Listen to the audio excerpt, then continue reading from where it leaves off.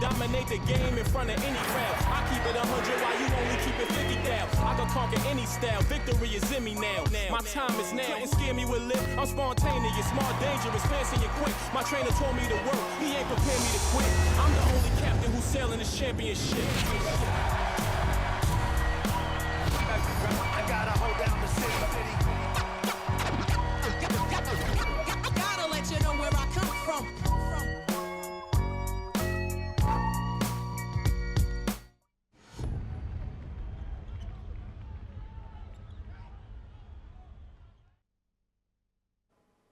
Самцхан үзэгчдээ амралтын өдрийн мэнд хүргэе. Баазар нэвтрүүлэг 11 дэх хөлөрлийнхаа 13 дахь дугаарыг та бүхэнд хүрэхэд бэлэн боллоо. Нэвтрүүлгийн платинум ивент тэтгэгчээр сайн сайхныг санхүүжүүлнэ.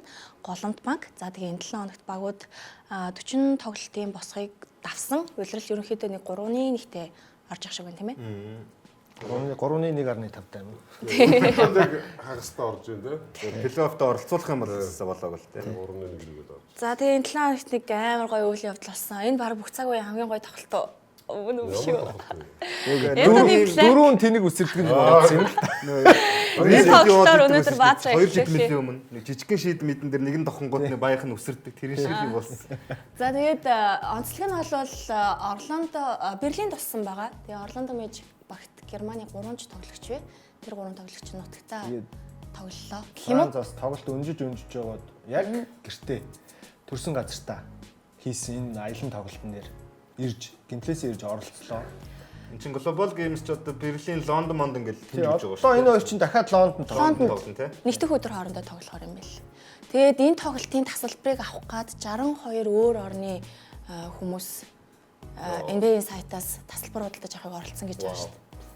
Дэлхийн лиг болох зорилгоо одоо тэгээ 27 молоо оноос нөгөө Европын NBA-ийн лиг миг гэд яригадаад ер нь баталгаажаад эхэлсэн шүү дээ. Тэгэхээр тэрийг бараг FIBA-тай хамтраад байгаа шүү дээ. Тий, FIBA-тай хамтарч хийж байгаа. Тэгээд ер нь яалтчгүй дэлхий дээр тэлж ийн л да. Эндээс тэгээ нэг гоё юм харагдаж байгаа шүү дээ. NBA бид нар өөрсдөө World Champion гэдэг шүү дээ. Одоо хамаагүй одоо зүгээр юу яа те. Европтой бүгдэндээ нийлж байгаа тоглоё гэх. Саксад өвчин ч гэсэн ойртож байна те. Одоо жинхэнэ World Champion гэж хэлж бас болохгүй болж эхэлж байгаа болохгүй тий. Тэгээд тоглолтын дээр хүртэл тоглогч нар нь тэрийг мэдэрсэн. Нөгөө олон орны үзэгчид байгаа болохоор амар гой тоглолтууд айгүйх яваадсан. Угаасаа тий. Одоо ингээл бид нар 5 минут үзэж чинь тий. Тэгэн гурт хідэн тоглолт гарч чинь. Ер нь тоглолт бол маш их юмрхүү. Тэгээд тоглолч болооноор нөгөө нэг хувийн эйжент менежерүүд байгаа. Өнөөдөр чиний тоглолтыг Европын тим том корпорац эзэд үзэн шүү. Гээл нэг юм яриа явдаг л байлгүй тий. Тэгэл хадагдаал нэг жижиг сажиг сурчлагын ч юм байгаа шүү дээ. Ер нь тэгээд бизнес тэлжэл гэсэн үг шүү дээ. NBA бол бизнес те. NBA-д 175 олон улсын тоглогч байгаагийн 70 нь ер нь яг Европ тоглогч байна гэж хэлээ шүү. За нөгөө түрүүний холонгийн харуулдаг зурагчид энэ шүү те. Энэ ихтэй амар тоглолт. Дөрүүлээ өсөрдөг буруудсан юм л да. Олон сүртэй харагдаад. Тий, олон сүртэй харагдаад. Түүнээс тоглолт нь бол зүгээр сувсул яваад орцсон байна. Яг үнэ. Яг саад болсон хүн байхгүй. Зүгээр энэ тэндээс нь дөрөв талаас нь тойрж л өсөрсөн байгаа. Дөрөв хүн өсрэг бол ингэж гоё харагдах чиггүй. Гэхдээ яг хуу муухай тоглолтууд биш л да гоё. Гошин шогийн тоглолт юм. Гэхдээ арайч тийм нэг буцааг үеийн гэж ярих юм яагаад ч байхгүй тий. Тэгээд хамгийн алей тоглолтод орох. Гол юм нь Дөрөв магарыг гэж зөөлж үсэрч байгаа. Энтони Плакчтэй үнэхээр гоё залуу юм аа. Тэгээд 23 оны драфтын 6 дахь сонголт юм байна шүү дээ. Тэгээд бид нар яг өнөөдөр Орландогийн талаар нэг их ярилцахгүй учраас зүгээр дурдаад өнгөрөхөд статистикууд нь амар өссөн байгаа байхгүй. Оноо авалтан 6-аар ассист самбар нь бас нэг 2-2-оор ч байлуу. Гоё юм байна шүү. Энэ хамгийн өндөр магадaltaй тоглогчтой нэг дунд бол ороод орчлаа. Ялангуяа энэ нэг Франц гимтснээс хойш бол сая 12 сарын дундаас эхлээд үнэхээр тоглолт болгонд 20 доноо авсан тий. Тэгээ одоо Франц ирсэн. Гэхдээ тоглолтод тэгж нэг унахгүй бах уу. Ядчил эн чин хамгаалалт сайтай тоглогч болохоор бас байнгын гараан тоглож бас болоод байгаа юм л та. Тэгээ Орландо сонино одоо 12 сар гарснаас хойш нэг ч дараалал соожлахгүй. Ингээл хожоод. Гэхдээ яг энүүгээр хоёр дараалал соожл авч байгаа. За Мемсийн талаар ярилцъя. Яах юм бол солилцоо юу? Тодорхой шүү дээ. Тэгээ жаага угаасаа явуулна гэсэн. Майами шүү дээ. Хаус авцсан гэсэн. Майамид 3.2 сая доллараар Жам Орант хаус авсан. Ер нь бас солигдох нь тодорхой болчлоо. Бас амьдрах гал гэрээ засаж штэ ер нь. Тэгээ хаус авсан нь бараг 3-7 хоногийн өмнө гэлөө 3 сарын өмнө ч гэлөө 3-7 хоног гэсэн билгүүд байхаа. Сайн билээ тий. Тэгээ өөрөө тэгж авсныхаа дараа сая сүүлд ерөнхийдөө нэг 7 хоногийн өмнө бол би Майамид тоглохыг хүсэж байна гэд ер нь бол хэвлэлээр дамжуулаад ингэж хэлсэн байлаа шүү дээ. Тэгээд ийм амир ирэхээр алдартай хүүхд чинь нөгөө Godfather дээр очиод тэгээд идэж юм уу? Тэрийг хараа ядуу тэгээд Чадах юм уу? чадвал сайн тоглогчтой Жамурат. Майами тий авьяастай л та. Гэхдээ за яг хоо Спойстра, Петрайли хоёр дараад тийм ээ. Ингээд энэ хүнийг нэг сахилга баттай номонд нь оруулдгийн байж. Тэгтээ нөгөө гимтлийг бол тэр хоёр чинь шийдэж чадахгүй шүү дээ. Тэгэхээр жаач сүүлийн үед бол асар их гимтэж байгаа. Тэгэхээр тэр талаас нь сахилгахгүй нөхөр шүү дээ. Тэгээд болж гол буу гарнат манат гэлээ. Тэгээ одоо Флорида мөч Майами нэлээд таатай газар очиж энэ хүний шоу цэнгээр нь бас харин тийм явж өгөх байхаа.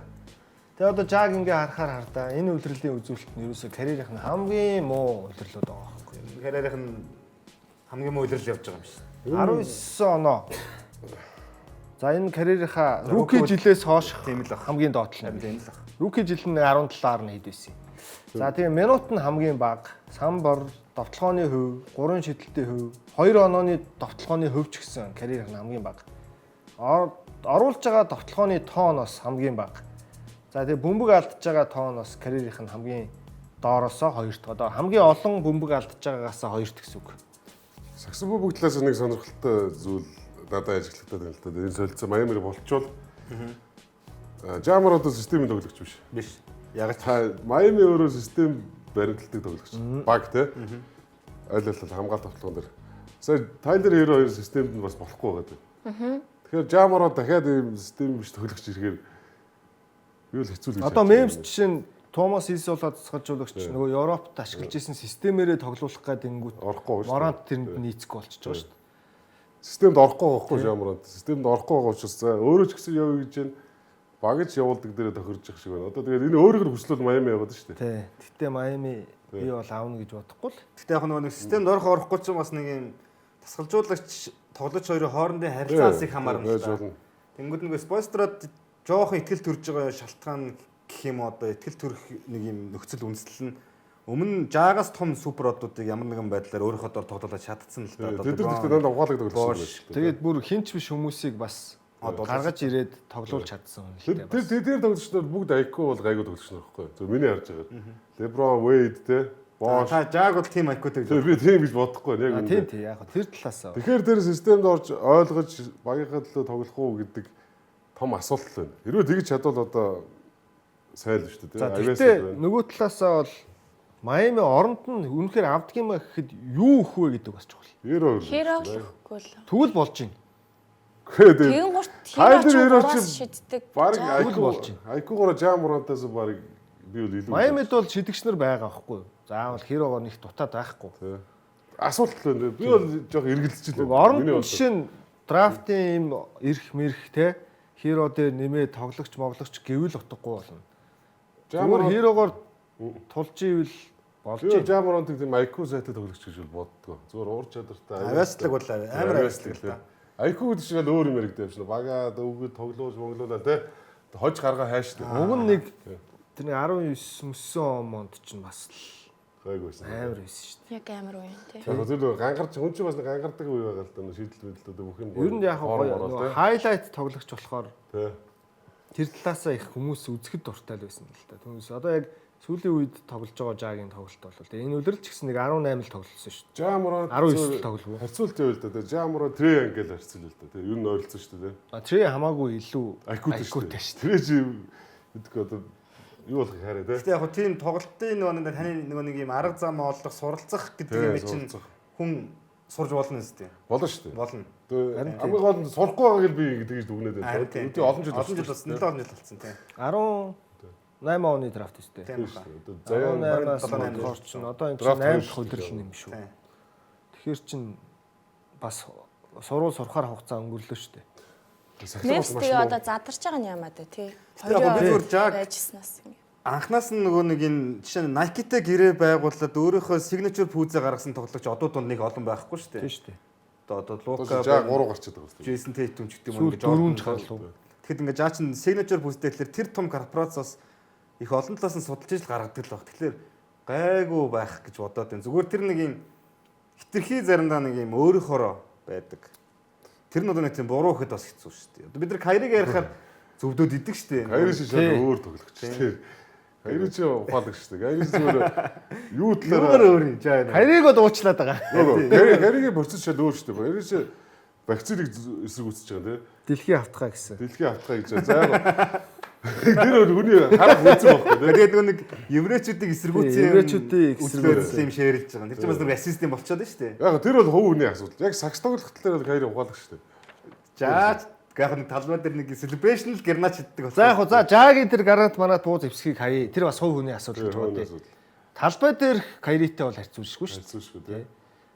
Талбай дээрх Триантай бас яг одоо ингээд тулгаа бодохоор статистик нь ч гэсэн баг яг үндэ харьцуулшгүй болчихж байгаа. Одоо зүгээр миний зүгээр таамгаар процесс ингэж яваад байгаа хөө. Одоо Жамрод Майами рүүгээд бүр шийдсэн байгаа тийм. Явъя гэдэг байгаа. А Мемфис бол за Майами руу явуулъя. А хэнийг авах уу гэдэг дээрээс Майами хэл эргэлзээд. Майами Хиро бол өхүү яах вэ? Хиро угаасаа гэмтэлтэй бол биш байгаа. Зүгээр талбаар тоглохгүй байгаа. Тэгэхээр солилцоонд оруулах гад байгаад байна. Майами л энэ дэр одоо энэ жоохон шийдвэр дээр хатчихад байгаа. Тийм одоо ерөөсөө Майамигийн шийдвэр байхгүй. Петралилгийн шийдвэр байхгүй. Петралил ч бас мундаг. Тэгээ одоо ингээд сүүлд өнөө өглөө жишээ нэгээр гарч байгаа мэдүүлүүдийг харахаар ингэж байгаа байхгүй. 28 оны чөлөө тагентуудыг Майами хүлээж байгаа. Тэр болтол нэг тийм драфтын ирэх мэрх бол тоглогч нарт өгөхгүй. Шууд бэлэн тоглогчоор солих гэдэг юм. Тий. Тэгэхээр ер нь бол юмдаа жоохон харан байна. Тэгээ дээр нь сая ядчих Триан чинь үнгүү шахуу явчлаа шүү дээ. Тэнгүүт одоо нэг иймэрхүү тоглогчдын хамгаалтгүй бие жижигтэй гимтчих гээд ийм тоглогчдын тий одоо дээр нь цахилга батхгүй гэдэг моронтыг нэмэх юм бол бас үн хүрхээргүй болчихж байгаа байхгүй. Бусын л юм гэмтлээ шүү дээ. Тоглолт болгон дээр л өөр шалтгаан, өөр гэмтэл гарч ирэл. Магадгүй Триан солигдоогүй ингээд өдийг хүртэл байж исэн бол Жам Оронтын үн бас нэг арай өөрөөр яригдах байсан баг л та. Тэнгүүд Триан ч ингээд өөрөө Вашингтон явъя гэж хэлсэн. Тэгэл ингээд амархан тохироод маш хямдхан явчихж байгаа. Одоо тэнгүүд Жа өөрөө Майами явъя гэж хэлчихэр чинь Майами бол бас нэг юм бодсон шүү дээ. Бид нар хямдхан авчиж болохоор юм байна. Одоо тэгээ Memphis 20 оноо дундчилж байгаа ганц ч тоглогч байхгүй. За жаа ингээд явдгаараа явъя гэж бодоход Triple J үлдэх шаардлага нэг байхгүй. Элээр вэ. Triple J бол надаа үнэхээр хичээл сэтгэлгүүл тоглогч шиг. Lexus багс гараад ирсэн шүү дээ. Hachimura, Reeves, Gabriel Triple J бас солигдох واخоо. Ер нь гой багц байгаа шүү дээ. Нэг ингэ задлж байгаа. Ер нь сүүлийн 2 жилийн драфтаас нь өөр онц зүйл бол Memphis байсангүй. За ингээ Memphis яриагаа энд хүрээд түр High Spurs Minnesota-гийн тоглолтын таймыг үзье. Тэгээ хоёр хүн өсөө хосоод ирсэн байгаа. Та нарт хожигдоод. Өө энэ биш шүү дээ. Энэний дараагийн тоглолтын дээр бас. Эндээс хөгжилтэй юм аа тий бас. Өстөө хөгжилтэй юм аа. Хүүхд цаал яваад байна тий. Тий. Одоо ч 20 дөнгөж 20 үстэй. 21 л үү? Хүүхэд зан гэх юм уу? Хүүхэд зан гэж дээ ингэж. Зуныхаа шавлына гид сансан юм шиг. Тий ер нь бол яг тийм. Келтон Джонсон хамт сансан юм шиг. Келтон Джонсонтой зузаа юм шиг. Эсвэл мэдхгүй одоо тэг баг дотор юу болсон юм? Боцоо моцоо тавьсан ч юм билүү мэдхгүй шүү дээ. Тэр усаад би болсон гэсэн юм яа. Тэгээ бас Вембиг бас гарахааргүй юм. Хэр баргийн зарлал болж гарахааргүй гардаг шүү дээ. Шавлын мавлын бол бас хэж сэтгэхгүй шүү дээ. NBA-ийн тамирчин бол сэтгэхэргүй. Тий, сэтгэхэргүй юм шүү дээ. Гүр дээр үед нэг кунфу гэж Карим Абдул Жаббар л нэг жоохон явсан ба. All-Star дээр Йокич байсан шоолоо инег гэдэг шүү дээ. Тоглолтын ном уушдаг гэдэг. Тоглолтын ном уушдаг гэдэг шүү дээ. Йокич доошаараа инег гэдэг шүү дээ шоолоо. Сони гэдэг. Би бол өрмөслөө билээ. Сэтгэхгүй. За энэ тэгээд их сонин тоглолт болсон. Амар гоё эхлүүлсэн тий Spurs. Яг Хандрын өмнөх өдрийн. За угаасаа л ингээл яваад дуусах юм байна гэжээсэй. Одоо 15 оноо ингээд салцсан явж байгаа шүү дээ. Тэгсэн чи ороод ирсэн. Тэгсэн чи Миннесота ч ерөөсөө ямар амарх юм бэ гэж хэлсэн шүү дээ. Тэгээ яг нэг юм тоглолтод харж тохирдгоо багууд үнэхэр байх юм уу? Одоо яг юунд Spurs одоо яг залуу юм яваад шүү дээ. Алдаа оноо тий. Нэг бусалт. Тэнгүүд нөгөө талд нь 2 жил дараалаад бүсийн финал үзсэн тий. Туршлага яваад. Туршлагатай баг. Тэгээд талбай дээрээ тоглож байгаа. Ингээд. За Fox уг нь ингээ илүү гаргаж байгаа.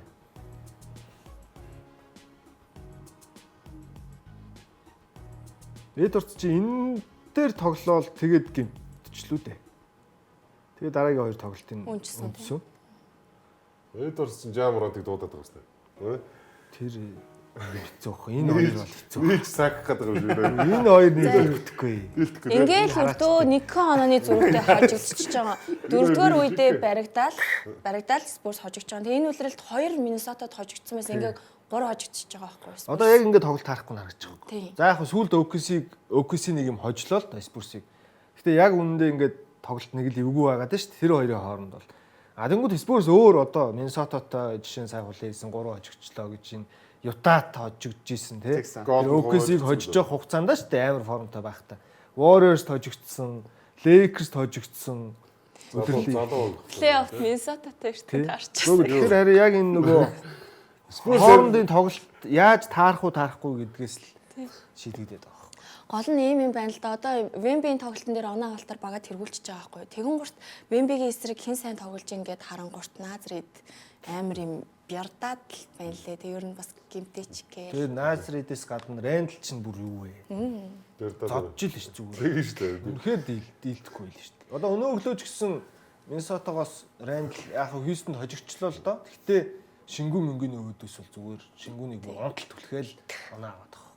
Тийм юм шиг үсэ байдаг л та. Тэгэхээр Миннесота бол зодох тактик гэж бас байгаа шүү дээ.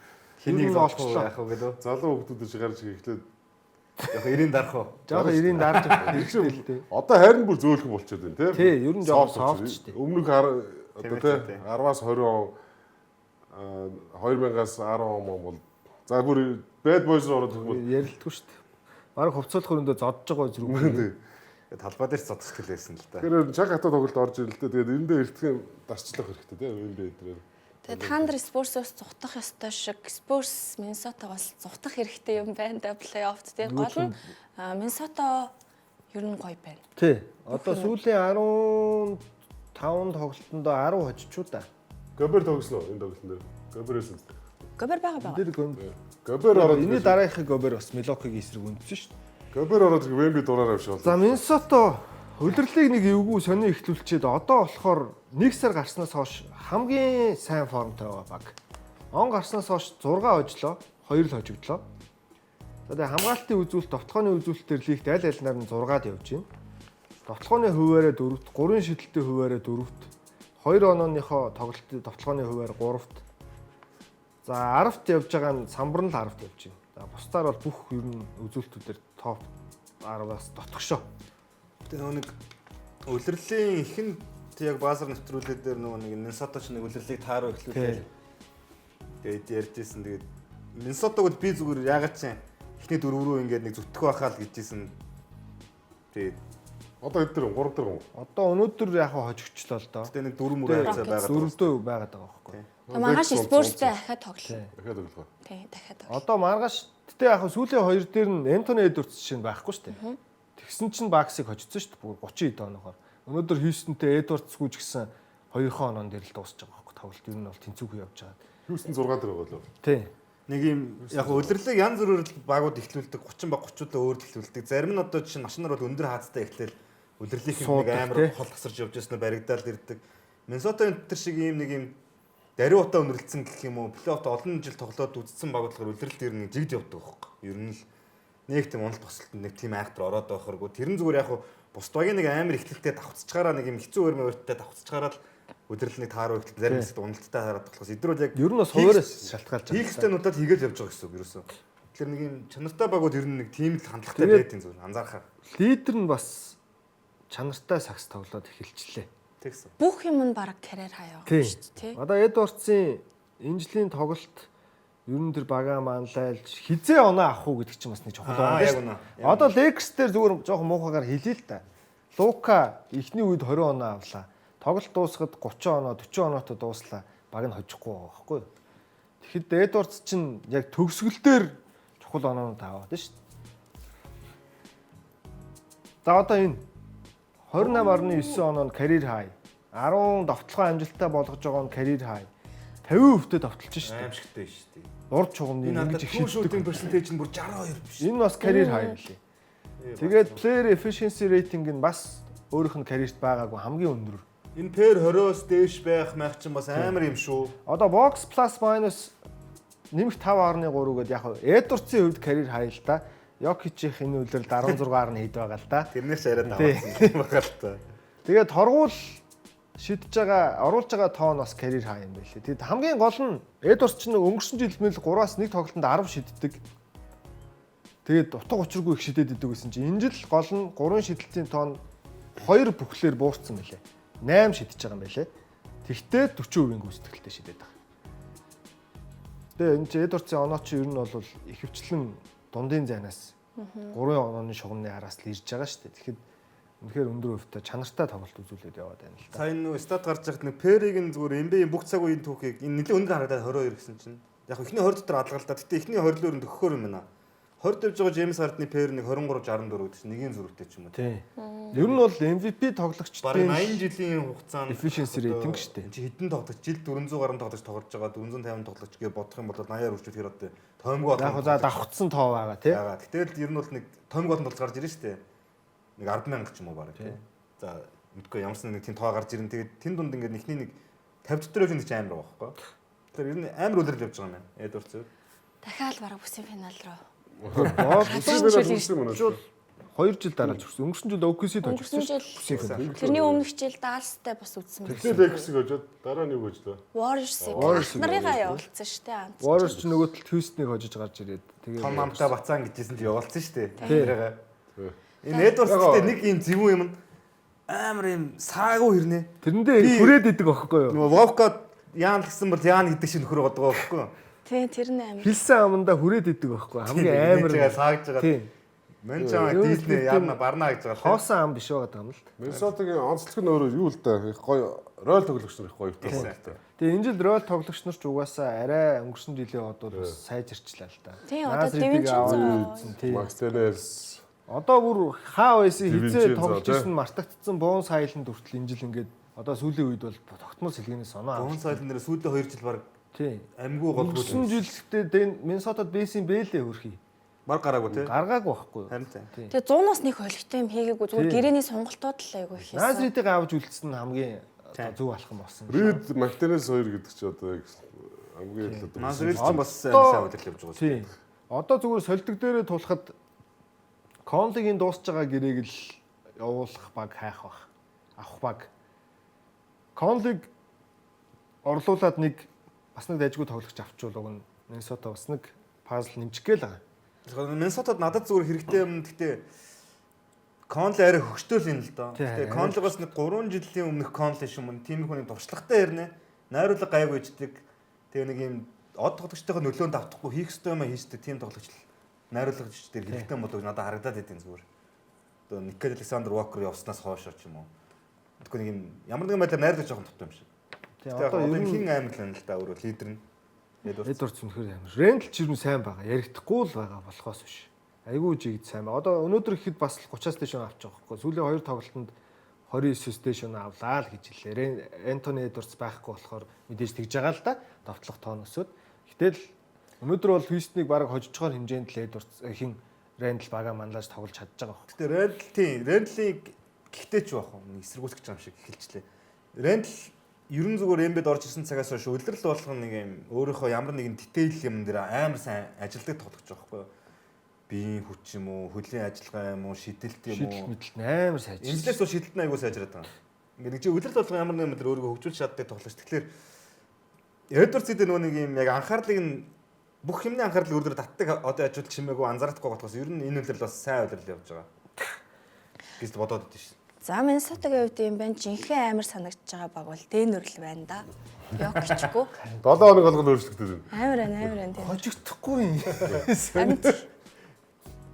Йокич эргэж баг байгаа юм уу? За яриг тоглож шин. Би нэрээ ер нь. Тэгээ Йокич ирэхээр бүр л амар болно гэж бодохоор амар байгаа байхгүй. Харин тэгэхээр энэ жил Дэнүрт бол зүгээр авраг авах шанс бүр бодитоор байгаад байгаа байхгүй. Цаалын хувьд амар байна гэсэн үг шүү дээ. Одоо за энэ тоглолт бол энэ хоёр багийн энэ үлрэлийн 3 дахь учраа байсан юм. Эхний хоёр тоглолтод нь дандаа даалс төрүүлсэн юм. Тэгээд энэ дээр Йокичгүйгээр Дэнүр даалсыг хоччихж байгаа байхгүй юу? Яг өмнөх тоглолтуудаас арай нэг ялгаатай нь бас ч гэж хин Аарон Гордонтойгоо, Кристен Браунтайгаа, Жамал Муррейтэйгээ л дээ.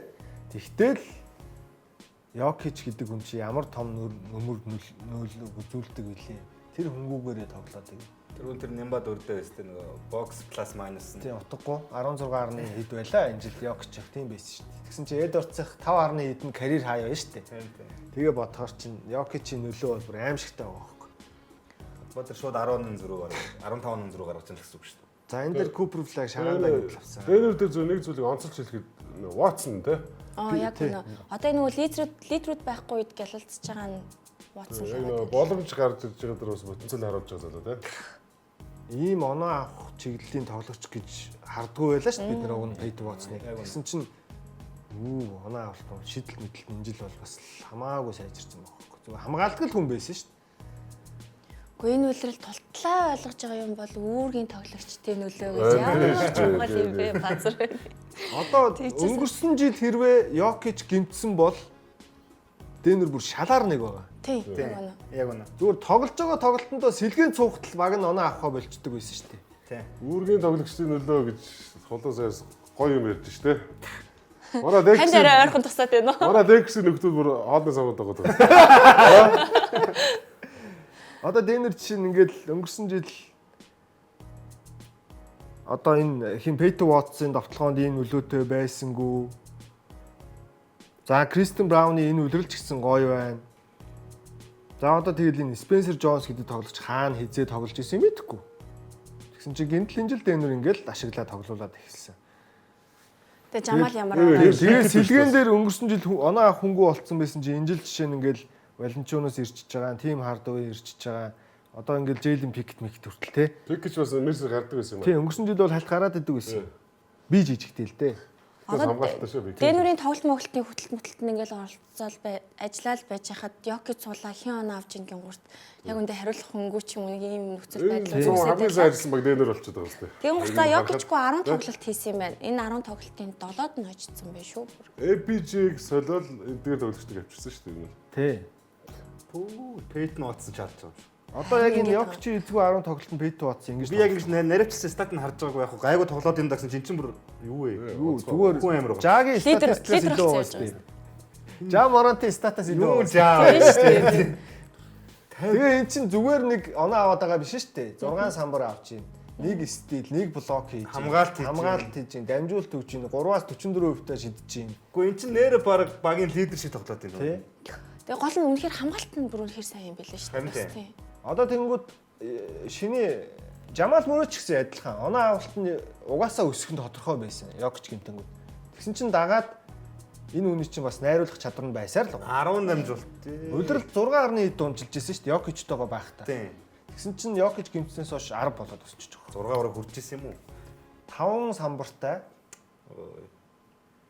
Тэг үнэхээр Жамал Мөрөө бол энэ жил бүх одод болохоор Йокич л дараад байгаа багт нь ийм All-Star төвчтэй тоглож тэр зөндөө байд юм биш үү? Дэнер ер нь бодоодсэн нэг Йокич сайн даач биш баг нь сайн л юм биш. 90 сайн л. Йокич дрибл даблч олон хүнийг ингэ стат юм. Байхгүй бол үл харагдуулж байгаа юм л та. Тэгээ гол нь өөр хүмүүсийг за гимтлээс орж ирээд буцаад хуучин шигээ байж чадах уу гэж ярмаар байгаа боловч Йокич тэр ерөөсөө тэгж ярьж чадахгүй байгаа байхгүй юу тийм. Угаасаа тодорхой. Ямар ч хурд тесрэлтээр дууддаг хүн биш болохоор амар. Йокич бас гимтээгөө ч байж магадгүй. Хий тараад багийнхан дараад унтсан шүү дээ. Бараг мөр унаад. Одоо тэгээд Йокич нөгөө анх төлөвлөжсэн хугацаанаас эрт орж ирэх бүх боломж бүрдсэн байгаа гэж хэлээ. Бэлтгэлээ бол хийгээд эхэлсэн. Баг нь анх бол бүх оддын тоглолтын өмнөхөн эсвэл завсарлагын дараа орж ирнэ гэжсэн чинь одоо бол бүр 2 сарын ихээр ороод ирчихээр юм ярьж илээ. Тэгэхээр одоо тэгээд Дэнерээс айх хэрэгтэй л боллоо доо. Энэ жилийн өрнө төсийг ярихаар баг болгон одоо 6 баг аюултай болчиход тийм тийм. Хойд бол ерөөс ихний 6 л. Өрсөлдөөн хин чинийг авч магадгүй яач магадгүй. Эхний 6 байна. 4 байсан 6 болчлоо. Дэнер бол тийм байна өө. Өстой ямар ч асуудал алга энэ багт. Вестийн дээр ихний плейнээс бус байрлаж авч 6 багийн нэг л төрүүлнэ. Харин бараг л тэгж таарах болчих. Бүр багасгын ихний 4-ийн нэг л төрүүл. За Энтони Дэвисийн хувьд Юта Жазын эсрэг тоглолтын дээр гэмтсэн үү? Тэгсэн баха. Тэгээд солигдох боломж ер нь тэгээ бараг байхгүй болчихж байна. Одоо тэгээд хэцүү юм би. Асуудал нь гол нь уг нь солих нь ер нь тодорхой болсон байсан шүү дээ. Тийм. Энд чинь нөгөө Атланта сонирхчихлоо. ID2 чинь нэг агенттай шүү дээ. Тэгээд хин агент Рич бол. Рич Пол Ер нь бол багтаа ярилцаа за угаасаа солигдъё гэдэг дээрээ тохирцсон байсан юм бил. Тэгсэн чинь гимтцсэн. Тэгээ гимтэл нь нэг тийм сонирн болж таарлаа.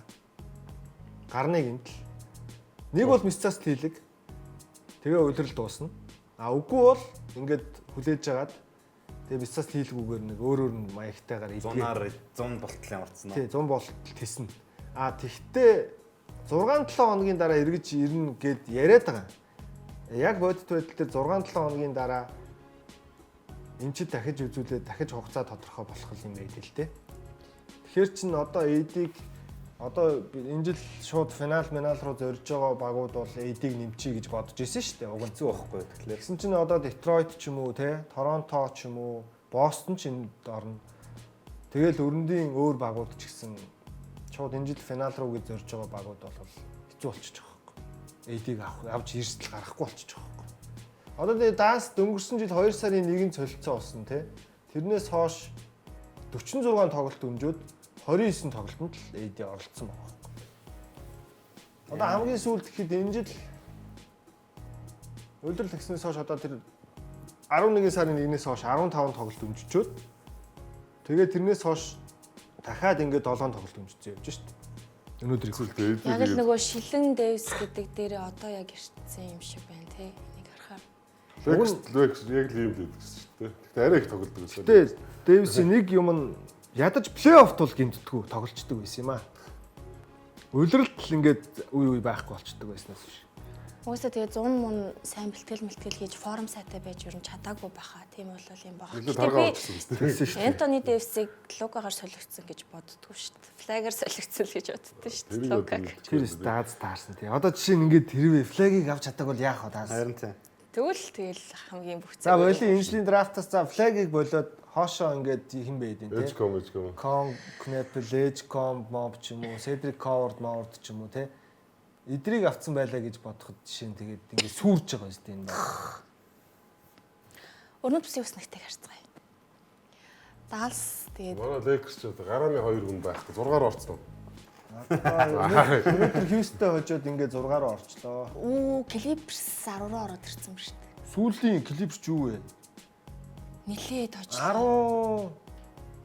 14 тоглолтоос 12 хөтсөн гэсэн шүү. Кавай All-Star руугаа зүтгэж. За ер нь ингээл энэ 10-ных одоо дэше доош явахгүй гэж байгаа. Яг тийм юм шиг байна. Одоо тэгээ Memphis-д ч тэгээ задардгаараа задраад дундгаараа унах юм шиг байна. Яг Portland Clippers хоёрын байр нэг улирлын төгсгөлсөн солигдвол жоохон солигдох байх. Golden State нэг жоохон ганц нэг хоёр доош унж магадгүй. Portland сая Авдиан гинтчлээ л дээ. Авдиа байхгүй тоглолт нь ч гэсэн нөгөө шал арч байгаа юм болж байна. Өөрөөс тарчулсан шүү дээ. Авдиагүй тоглолт юу ч хийж чадахгүй шүү дээ. Одоо Лекс дээ. Одоо маргааш Лекс шүү дээ. За тэр дээгүүр байгаа 6 за Лекс-ийг эндээс асчих. Дээгүүр байгаа 5-таа ч юу ярих вэ те. Ер нь бол тэр 5-аас Лекс одоо солилцоог тодорхой. Бүх юм тодорхой болсон. Багцаж гарсан одоо. солилцоо их Лекс угаасаа жилийн 4 өдөр тодорхой байж идэв шүү дээ. 4-5 номерээс болохгүй. Лекс угаасаа жилийн 4 өдөр солилцоо их тодорхой байж идэв шүү дээ. Байнга шүү дээ. Өдөр болгоо. Тэгэхээр одоо хачмаараа за эйтэн ч одоо үнэндээ таарчлах болж байгаа хэл одоо тий. Цалиндаа таарчлах эйтэн дээр 8 сая цалинтай үнтэй юу вэ? Ээсний оронд та нарын тэр нөгөө голоо явуулсан 7-д байгаа багийн төвчөө алаад байна шүү дээ. Марк Уильямс лөө. Тэр хэцүү. Хэзээ алга болох юм. Тэр чинь одоо тэгээ саастаа алж шүү дээ. Тэгээд яг Манайх одоо дрибл чи юм уу Сабонсыг авах нь ер нь тодорхой. Гэхдээ танаад ер нь бүтэж байгаа юм. Яг үндэ тоглолтын тайлбарлалаа ч юм харахаар ховор юм бэлээ. Юунэд вэ? Танаад Хүчил хамгаалахгүй юм шиг харин тийм юм бүтгэл. хин ч хамгаалахгүй юм чинь. Тэгээд шавс нэг 41-т өнөр бүх юма хийлгээл явах юм шүү дээ. Үүдлийн үсэх юм а тэр нэг амт. Тэр одоо ямар юу вэ те? Нэг үүдлийн үр гэж байгаа баха. Олон хүний карьерийг дарсан. Тэрийгээ хөдөлж явж байгаа юм те. 2 сарын 5 солилцоонос хаагдана тий. 8 5 төлөв 8-д хаагдана. 8 дэсэн биз дээ. All-Star 11 төлөв. All-Star 18, 13, 14, 15 баггүй. Манай цагаар 15, 16 гэсэн. За тэгээ ямар ч тач өрнөдөөс нэг од дорнд руу явж магадгүй байгаад энэ солилцооны цон хаагдах гэдэг ямар нэг гоё юм болчоосэй гэж хүлээгээл болоосай. Одоо тэгээ ойртох тусам л болно л доо. Тэгэл сүүлийн 48 цагийн хооронд тэр нэг нэлийн бужигнах бах гэж бодож шүү. Тэгээ бог ахын хэл тэр уус Лекс солилцоо их нь тодорхой. Memphis задрах нь тодорхой. Тэр бол Миннесота бас үүргийн тоглогч нэмж магадгүй. ганц өөрчлөгдөхгүй баг би бол Дэнүр л гэж бодож байна. Тийм баг. Өкөсөө ч юм хийж магадгүй шүү. Ер нь бол. Бараг тийм Хартенштайн ч юм уу мэдгүй. Хин нэг нь. Юу гэж хаардаг шүү дээ. Өкөсөө өөрийн тоглолтдог жижигхэн том юм биш л тийм том юм биш жижигхэн юм угаасаа сонсогдоод байлээ. За ингээд дөрөндийн талаар ярилцсан энэ хэсгийг төр хугацаанд завсарлаад эргэж ирэхдээ дорндын талаар ярилццгаая нэвтрүүлгийн ивент тэтгэгч хамтдаа төрүүлж чалхан юм хэлгүр.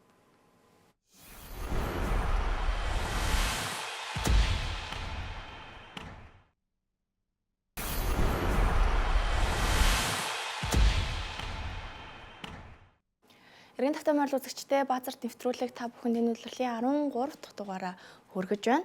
Энэ хэсэгтээ бид дорндын талаар ярилцдаг. Детройтын талаар хамгийн ихэнд ярих нэ. Нэг ч удаа буусангүй явсаар. Яг ингээд дорнд бүс ингээд төснөгтийг харахаар үнэхээр дээгүүр байгаа нэг 3 баг л яригдахуйц байгаа тоххой. Хоошоо ямар ч өөрчлөлт байхгүй тийм. Өөрчлөлт байхгүй.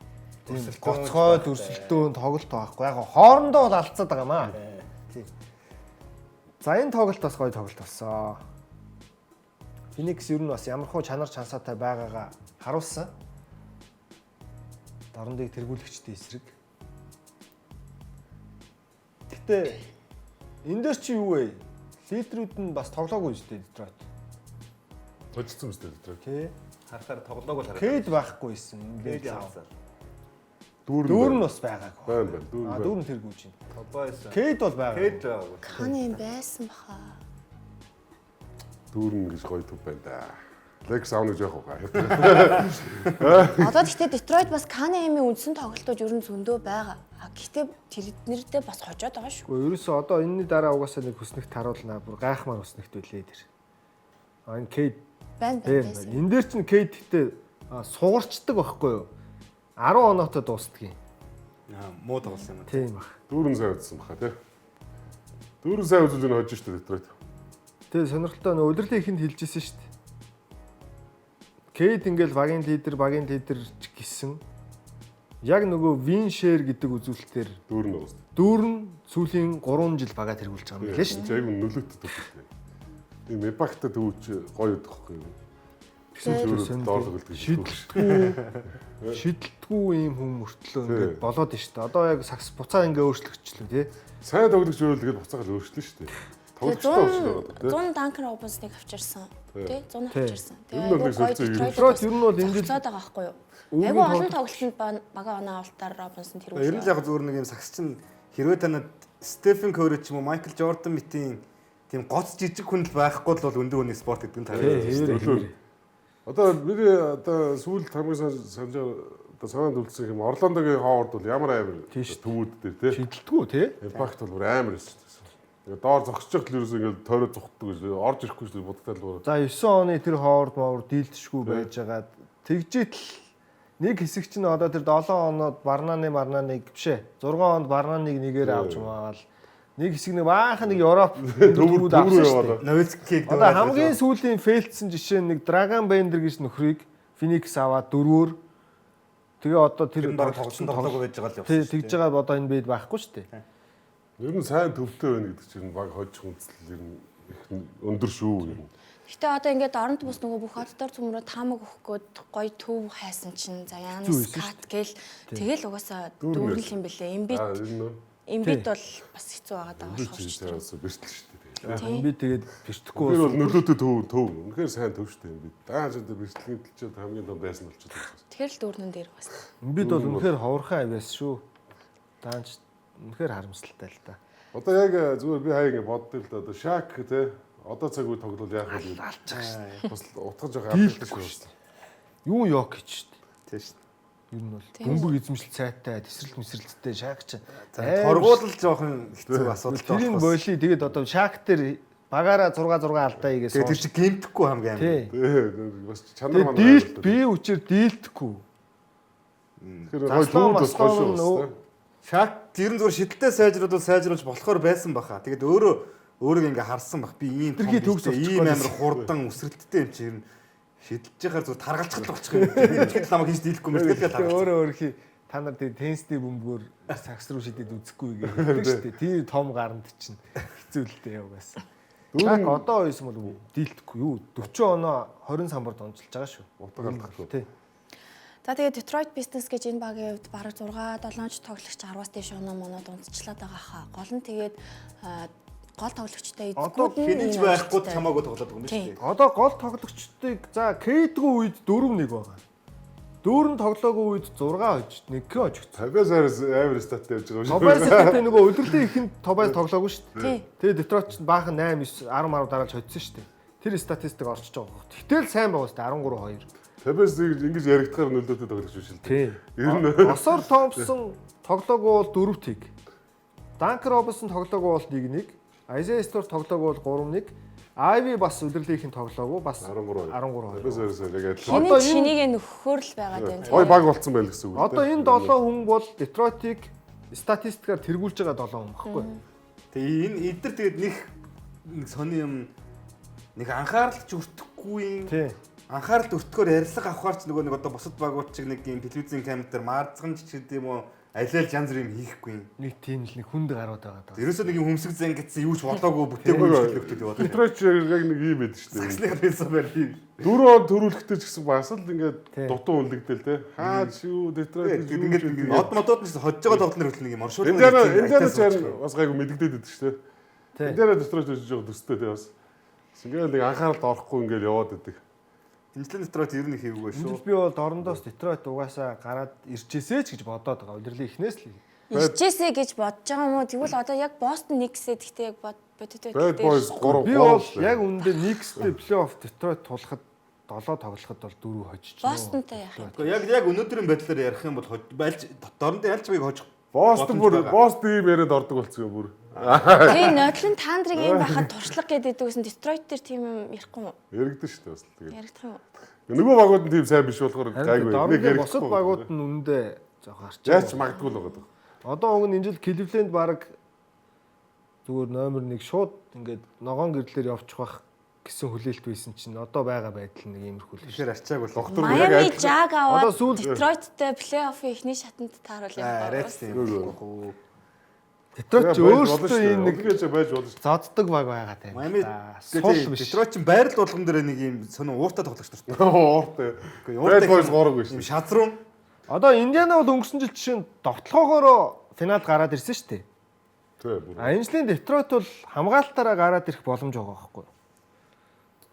Юу гэх одоо зарим багууд чинь нэг юм удирдлагын турш хин нэгэн тоглогч нь онцгоороо тэгснэ унаад ингээд янз бүрийн юмнаас болоод одоо гимтэл нэг жижиг гимтлээс болоод баг нь ингээд нэг юм ойлголцохгүй болох нөхцөл байдал бүрддэг бол Detroit дээр ерөөсөө тийм харагдахгүй л байгаа юм л да. Тийм сая статистикээр юу гэсэн үггүй гэхэлэр нөгөө багийн бүрэлдэхүүнд байгаа бүх таймер чинь нэг юм локдин буюу яг нэг юм төвлөрөл айгу сайтай цагсан бөмбөгөөр тоглож чадаад. Одоо Lex Reeves-гүй болж байгаа бол одоо ингээд бас асуудалтай л байгаа даа тий. Тэгэхгүйгээр яваад ирэх чинь сайн баг байл. Бүтэн багаараа тэгээд одоо ингээд өнөөдрийн дугаар бүх яриад Lakers-ыг оруулж ирдэг шүү. Өнөөдрийн дугаарт ингээд зүгээр саяны яриа чинь зүгээр батлагчиж байгаа байхгүй юу? Одоо Detroit-ийн сая тэр гимтэл бэртэл нөлөөлөхгүй вэ шүү дээ энэ багт хожигдохгүй. Харин тий. За тэнгууд Denver гимтэл бэртэл нөлөөлөхгүй вэ шүү дээ бас. Харин тий. Сайн багийн шинж чинь яг тэр юм байна. Эдгээр багууд юу дөрүүлэхэд ер нь дөгч байна л гэсэн үг. Ер нь баг болцсон байна л гэсэн үг. Өөрөөлийг мэддэг. OKC ч гэсэн өдөрлийн ихэнд одоо J-Dub-гүү тэгээд Hartenstein-гүү гэж хожоо л яваад шүү дээ. Сайн багийн шинж чинь бас тэгэл тийм баг байна гэдэг чинь плей-оффтоос энэ уналт босолт яг юм дээр сайн байна л гэсэн. Одоо тэнгууд жишээ нь бид нар унахгүй л гэсэн. Ингээд доктортой сүүлийн хэдэн тоглолтоос хэд хожлоо гэж ярьж байгаа ч гэсэн яг үнэндээ Миннесотагоос Рендл гимтгэд ч юм уу те юу болох бол Гобер гимтгэд юу болох вэ? Назред гимтгэд юу болох вэ те? Спurs адилхан. Васил гимтүүл, Фокс гимтүүл яах вэ? Кастл гэлээ. Ямар ч асуулт төрж байгаа юу байхгүй юу? Яах вэ гэдэг. Detroit бол тийм байхгүй. Хинж гимцээ. Detroit хамгийн гоё юм нь тэрийгээ сая нөгөө статистикаар ингээ баталчлаа л та. Бүгдэндээ хожоод яваад байгаа болохоор. Гэтэ энэ бол яг нөгөө зүгээр одоогийн 40 тоглолтын дараах байдлаар шүү дээ. Яг өнөөдрийн байдлаар гэсэн үг. Өнөөдрөөс цаашх 40 тоглолтод юу болохыг хинж мэдэхгүй л дээ. Тэрний жил одоо таамаглаад ярьж чад яавал тэгэл сагсгайг мэдчихэл гэсэн үг шүү дээ. За энэ ч ирээдүйд нэг ингэндээ гэдэг чи тий. За Lex яхаа. Lex өнөөдөр байхгүй шүү. Зүгээр дундаар зүгээр маа зодгож л ярьсан шүү дээ.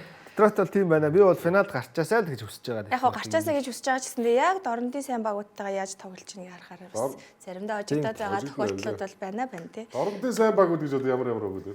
За үсэгтэй харахаар яриад тий. За Milwaukee Bucks, Minnesota Timberwolves. За энэ нөгөө шившигт тоглолч шүү дээ. Эдвардсгүй Миннесота бүрэн бүрэлдэхүүнээрээ Milwaukee-гийн талбай дээр. Шившиг өндөгөр алах болсон уу? Тэгсэн. Бакс одоо Янис одоо явсан дээр аль багтаач гэсэн ирэх. Би одоо бүр 2 3 дугаарын өмнөөс л хэлээд Янс вирус ойлгохгүй. Нэг болохоор явна. Энэ жоохон токсик. Нэг болохоор би л явахгүй. Яг би ерөөсөө Янисыг огт тийм ирэх хүн гэж боддоггүй байсан байна. Яг энэ солилцооны байдал дээр Янис үнэхээр амар токсикдж байгаа нь бол үнэн. Одоо нэр яг аль-алинд ашигтай байхгүй зү миний харж байгаа. Одоо ингээд зүйлд нөгөө нэг багтаач ашигтай өөрт нь ч ашигтай тий. Янис яг тэр ярьжсэн юм чи би явахгүй мохгүй гэдэг юм чи нэг бакс нэг 2 3 дараалж хоцсон байхгүй юу? Тэрний ард дээр тэгж хэлсэн байхгүй юу? Тэгсэн чи одоо энэ тоглолтын дээр жишээ нь яасан бэ гэдгийг одоо төгсгөл харагдана.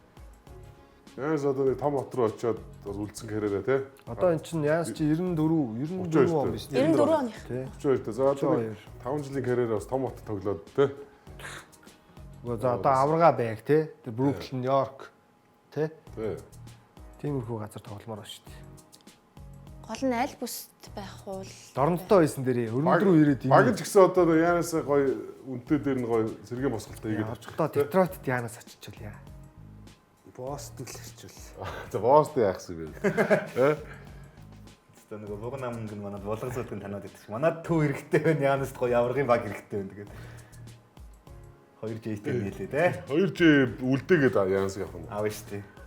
Янис одоо Бруклин гэвэл дахиад 2 жил цад үлдэх юм бол шүү дээ. Энийг гурвуулхан тоглосон чат. Гурвуулхнаа 3 бөмбөгөөр тоглолчихъя гэж. За тэгээ энэ тоглолт 20 эдэн оноо 30 эдэн онооны зөрүү болоод Баксын фэнүүд бүүлээд Янис өөдөөс нь бүүлээд одоо энэ токсик харилцаагаа бас болсон зэрэг байна. Баг Янис хоёр те. Одоо Энтони Эдвардстай байсан бол за бас хаяа. Цаана юу ч болт юм байгаа юм тэгээд. Гэхдээ эсвэл Янис нөгөө талаараа бүр хитрхи тийм тууштай хүн юм шиг байна. Одоо ингэсэн багхгүй. Ингээ бүүлцсэн.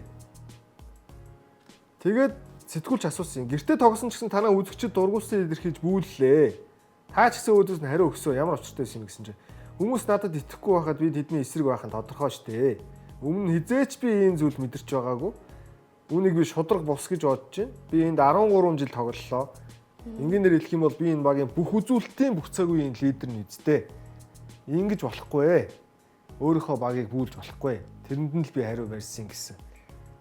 Тэг 30 оноогоор хожигдохоор хинч бүүлэн шүү дээ угаасаа. Янис тас аягүй гомдол байна те энэ хариултыг харахаар. Харин тийм ингээр одоо тэг яваачтэй л гэмээ байгаа. Одоо болцсон шүү дээ. Аврагыг аваад өгцсөн бүх цаг үеийн түүхэнд хамгийн шилдэг тоглогч нь юу торгооч үлдээд ийн гэдэг сонь. Харин тийм. Тэгээд тууштай хүн юм шиг байна. Гэхдээ одоо юу батаас нотлох гээд авраг аваад өгцсөн, MVP авцсан, шилдэг хамгаалалтын тоглогчийг авцсан. Өөр дөр нь тоглогч авчирч чадахгүйг нь айл 100 ойлгоцсон хүн шүү дээ уг нь. Харин тийм. Нэг юм торгоогоод нь шүү дээ. Тэр харин юу? Гэхдээ торгоогоод байгаа мó гэхээр ингээд заримдаа явна мовно гэдэг байгаа. Тэгээ за яваач гэхээр гүү би үлдээд ингээд бараг л карьерээ дуустал энэ баг тоглоно гэдэг байхгүй. Тэгээ амьдрал нэг юм итгэл төрүүлэхгүйс ямар нэг юм байгаа болохоор л эргэлзээд байгаа байхгүй юу? Багийн эзэндээ тархиа угаалгачдаг юм. Харин тийм. Багийн эзэн менежер өөрийнх нь агент ч юм уу нэг юм ярилцлагын төвшөнд байгаа хүмүүс нэг арай өөр л байгаа дах шиг санагдаад байна. Хаяа. Одоо бол Янасаас үнэхээр бүр тэрнээс нь эмоцнууд бол ингээд янз бүрээр гарч штэ. Би явмаараа нэг жил илэрхийлж, талбай дээр үзэгчд рүүгээ бүүлж ин ч гэдэг юм. Энд чинь ингээд залхачаад байгаа байхгүй юу? Ер нь бол байгаа нөхцөл байдлаас, бодит байдлаас одоо юунд манай лекст гоё багцаа байгаа штэ. Ривсиг аваад гоё те. Угаасаа нэг ийм та яс нэг ийм нөхцөл байдлд орж ирсэн үгүй мэдэхгүй. Зүгээр нэг зарим хүн ажилласаа гардыг юм уу гэх тэнгуут нэг өдөрлгүүд нөрөөндөө ганцаарч уулж аваад чамаа дараа жил энэ позишнд л ахиулахсан цалин гэж нэмгсэн ч гэдэг юм нэг юм зүгээр итгэл найдвар өгчдөг байхгүй. Тиймэрхүү юм торгоож ижил магадгүй. Тэгвэл тэгэл баксын өдөрлгүүд яг тийм мөнгө биш заяа. Янис ингэж зовоож болохгүй. Янис явчих юм бол дахиад ийм хүн энэ багт иртэл. Жичээ яг үнэндээ энэ би багт угаасаа олдохооргүй юм одоо тоглож. Тийм. нэг талаасаа. Тэгэхээр баг торгоож авч үлдэх гээд хичээх нь зөв. Одоо Янс нэрийг сонсохоор Йокич, Янс, Шей, Лукач гэдэг юм ингээд нэг юм Тейтум гэдэг юм ингээд нэг юм дигийн топ 10 супер одыг дуртахад сүүлийн 10 жилийн хугацаанд тогтмол хин дунд яригдж байгаа, эхний 5 дотор яригдж байгаа л нэр байхгүй. Одоо 30 багийн хин нэг баг ийдсэн байсан чи энэ дэр баг босчихгүй хин юм байгаа гэж одоо Янс байж болно шүү дээ гэхээр нэр байхгүй. Тэр тийм нэг баг бол алдахыг хүсэхгүй нэг юмчтай шүү дээ. Гэтэ одоо супер одууд бүх эрх мэдэл өөрт нь байгаа шүү дээ. Тэгээ Янас өөрөөс явъя гэвэл явж болно шүү дээ. Тэгээ Янас Висконсин амбалсан гэж хоёр дахь лидер байхгүй, нэгтгэх байна. Тэгээ зогцох багуудын талаар одоо үйлчилгээ л ярьлаа. Тэгээ явахгүй юм да. Янас зогцохгүй баг гэж бол байхгүй хөө. Лилардтай яалаа энэ хоёр чинь нөгөө хоёр нар байдгүй гэдэг шиг юм бас хэсэг болсон юм байгаа ш. Тэгэхээр хаана очих нь чухал л да. Гэтэ би бол Янс явдаг дээрээ тулахад орондоо л үлдээсэй гэж бодож байна. Өрөнд рүү явчих юм бол орондоо суперод үлдэхгүй ш. Тий. Тейтум чи биш юм уу бүр. Тэгээ одоо Тейтум чи гимтэлтэй биш үү? Орондод ганц Кейд л үлдэх гээд шүү дээ. Жишээ нь. Яг JB Кейд. Тий. Дүүрэн мөрөн ч одоо гоё. За Мичл энэ гурвал үлдэх. Хотол жижиг болохоос гоё тоглож байна. Гэтэ Мичл, Кейд, JB гэхэд Янас чинь тэдрээс дахиад нэг төвшин дээр мега стар юм шүү дээ. Энэ солилцоо болохгүй байгаа шалтгаан нь Янист өөрт нь бас байж болно шүү дээ. Тэгээ бүх багууд нөгөө Роллинсыг нэхэд байна гэсэн шүү дээ. Уусаа гоё тоглож тийм би Роллинс. Харин тэгтээ Роллинс сайн байгаа л да гоё. One season wonder л байхгүй да ер нь бол. Тэгээ өгөөч тийм багцын газрын үлрэлгийн гэрэлгийг нь байгаа нь үнэн л дээ. Хортон такер шиг болох гэдэг. Лекс шиг л юм болох гэдэг. Тэгээд бас гоё. Манайгийн ирээдүйг гэсэн. Одоо тэр NBA-д байгаа мó? Евролиг тавьсан. Юу дүлээ? Евролиг үс тарж ирсэн. Янасыг ойлгохоо байсан бас. За Торонто Raptors-ийн талаар ярилцсан. Филитэй тоглосон байгаа энэ 7 хоногт. Торонтог яагаад оруулж ирсэн бэ гэхээр бүр ихний хэсэгтэй холбогдож байгаа. Торонто тэгтээ сүүлийн үед дорнодын багууд дундаа бас буцаад хожлуудаа бол аваад эхэлсэн. Энэ Жерси талбай нь гэхдээ үнэхээр гоё юм тий. Торонтог энэ нэг угаасаа нөгөө Манусын нэг носталжик мэдрэмжийг өгж байгаа байхгүй юу? Яг нөгөө Винс Картын нэг юм ягаан өмсгөл бараг хүүхд болгонд байсан шүү дээ. Динзавр тий. Энд амар гоё тоодол доо. Тий. Бүх хотын тоглолтын санал асуулга дууссан тий. Дууссан. Өчтөрөө Инграм байхгүй тий. Инграм топ 5-д бол багтаагүй. Тэгэхээр гараанд байхгүй. Уулын баг нь дөрөв. Сэлгээгээр бол тгээ сонгогдох байлгүй тий. Баг нь дээгүүр явж байгаа юм чи. Дасгалжуулагч нар бол сонгох л байлгүй. Оо, MBT-ийн тоглолцсон байсан.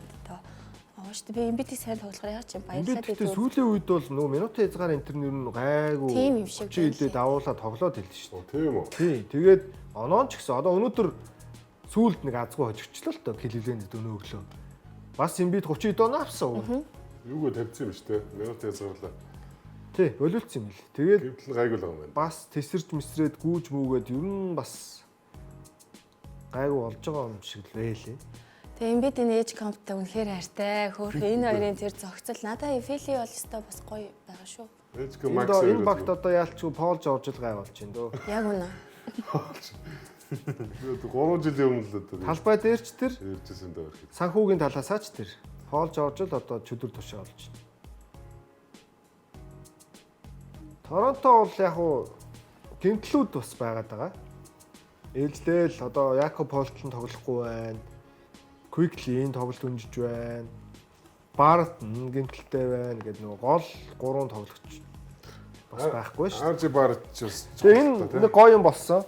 Кайл Лаури Торонтод 2019 онд авраг авч ирсэн тоглогч. Тэгээд үзэгчд бүр Лауриг нэгсээр хагаад гаргаж ирээд. Респект. 3 шидэд нэг ч хийгээгүй гэхдээ сүүлийн 1 минутанд оруулж ирсэн байхгүй юу? Бид Лауриг хүсэж ин гэдэг үзэгч нь яг ойрлоод ирсэн. Тэр яваад нэг аргагүй л авраг авсан бүрэлдэхүүний гол холбогч байсан. Надад хэцүү л юу л Лауриж. Тэгээ гоё юм тий бас. Одоо Лаури чинь Виланова чинь Филид ойролцоо байгаа. Ерөнхийдөө Пенсильвани сургууль, Филигийн сургууль.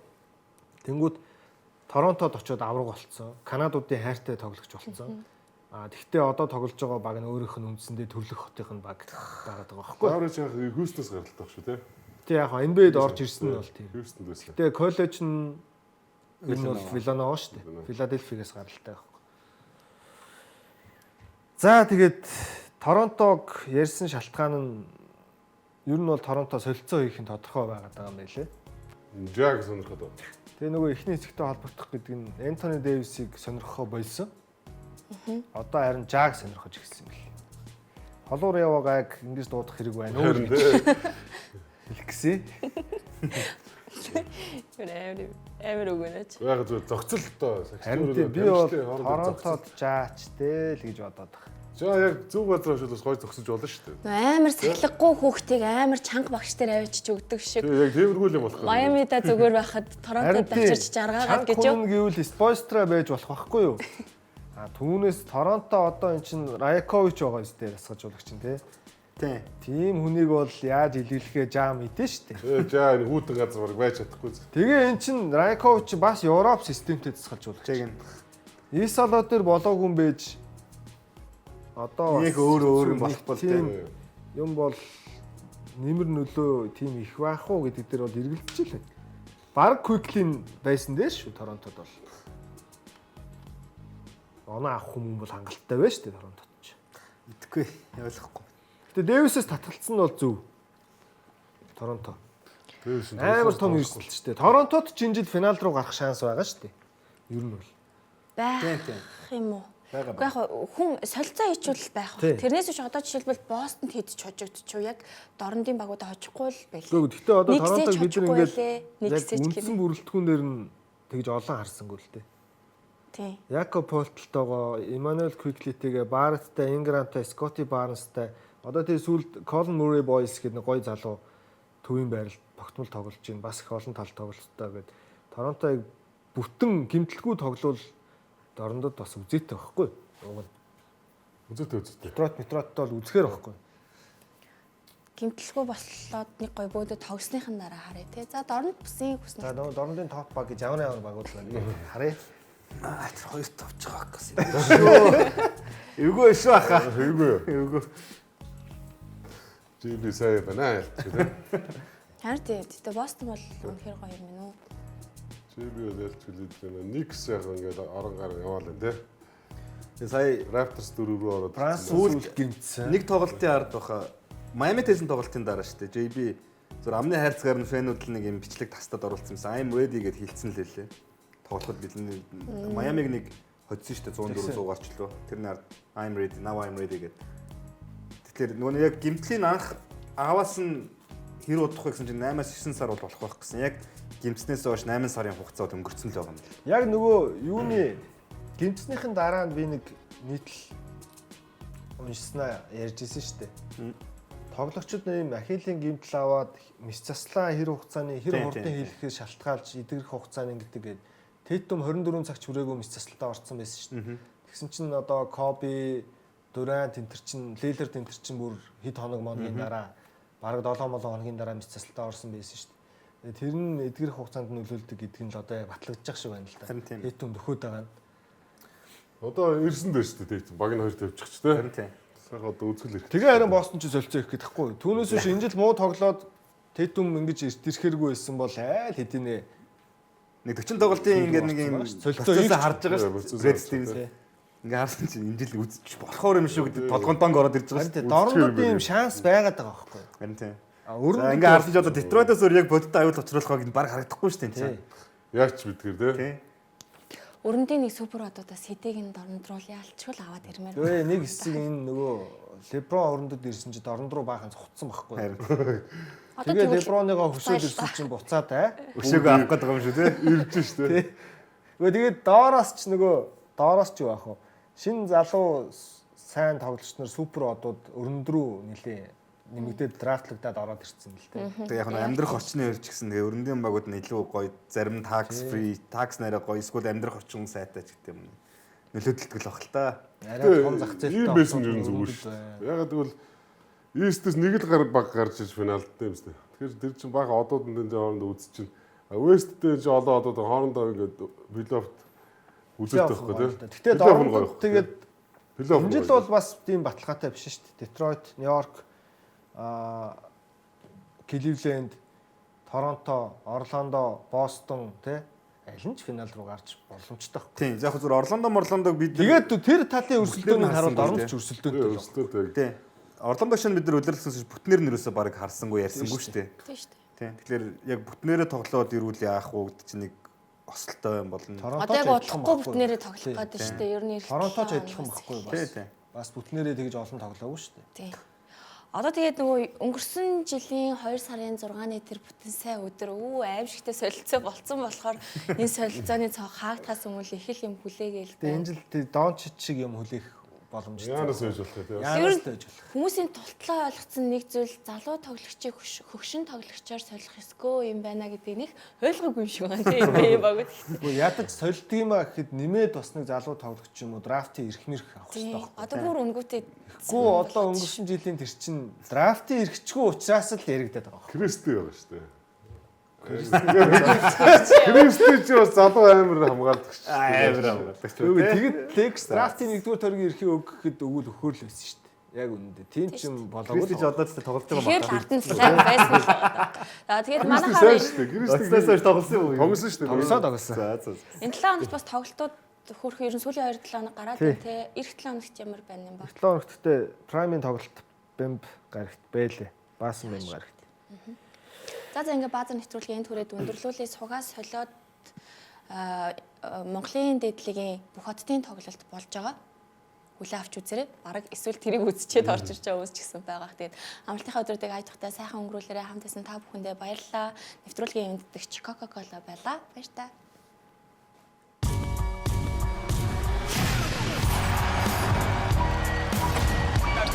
I gotta hold down the city. I gotta hold the city down anyhow. They gon' have to really bow. Totally dominate the game in front of any crowd. I keep it 100 while you only keep it 50 down. I can conquer any style. Victory is in me now. My time is now. And scare me with lip. I'm spontaneous, smart, dangerous, fancy and quick. My trainer told me to work. He ain't prepared me to quit. I'm the only captain who's sailing this championship. I gotta hold down the city.